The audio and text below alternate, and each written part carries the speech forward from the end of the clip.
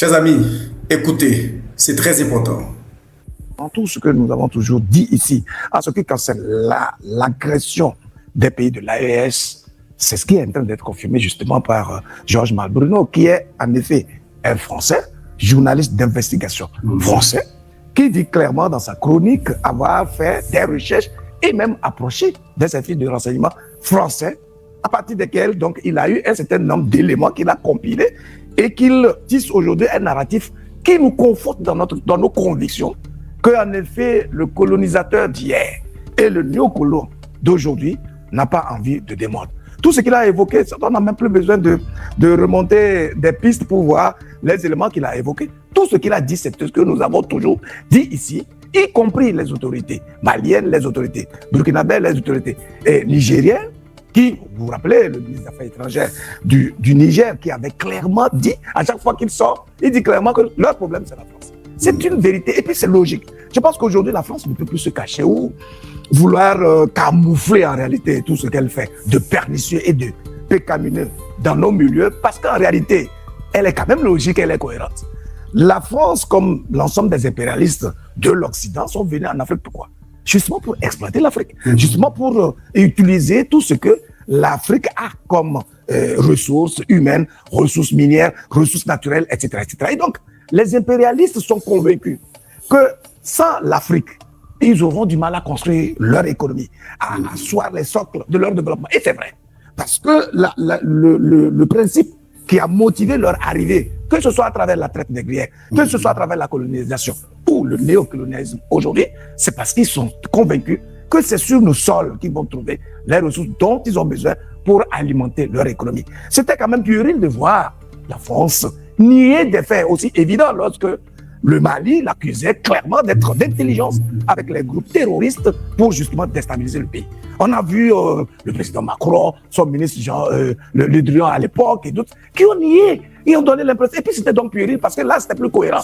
Et jusqu'à ce que le Mali a été obligé de compiler une série de faits pour justement porter une plainte auprès du Conseil de sécurité des Nations Unies. Malheureusement, c'est encore cette France qui engloue la procédure et empêche justement l'éclatement de la vérité. Et donc, ça veut dire que, en tout état de cause, ce que Georges Malbruno a dit aujourd'hui n'est rien d'extraordinaire que ce que nous avons toujours dit et dénoncé.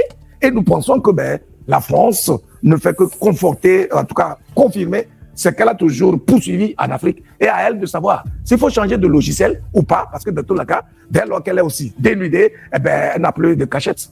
Chers amis, dans cette séquence, une idée forte est avancée. Les accusations portées depuis plusieurs mois par les pays membres de l'AES contre certains réseaux extérieurs ne restent plus seulement dans le registre de la dénonciation politique. Elles entrent désormais dans une nouvelle phase, celle du débat public et médiatique. Le nom du journaliste français Georges Malbruno est cité. Ces révélations relancent une question très sensible, l'existence de connexions indirectes entre certains services, des réseaux ukrainiens et des groupes armés TOTO opérant au Sahel. C'est très complexe. Mais pour comprendre cette affaire, il faut aller au-delà des émotions.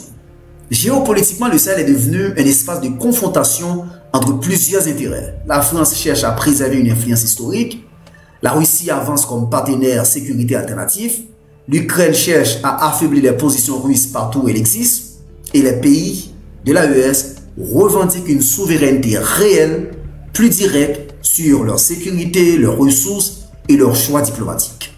Et c'est là que le débat devient explosif. Lorsque des puissances extérieures utilisent des relais indirects pour peser sur le Mali, on ne parle plus seulement de lutte contre le TOTO, du tout pas. On parle de guerre par procuration, on parle de bataille d'influence, on parle de pression stratégique contre des États qui veulent sortir d'une ancienne tutelle. Le Mali n'a pas attendu aujourd'hui pour alerter.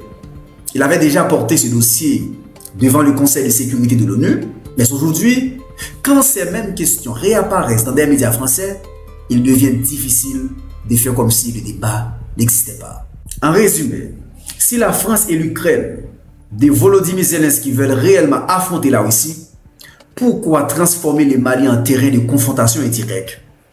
Le Mali n'est pas une extension de Moscou. C'est un État souverain, avec son peuple, son histoire, son territoire et son droit de choisir ses partenaires. À bientôt pour une nouvelle chronique avec Wesley. Ciao, je vous aime.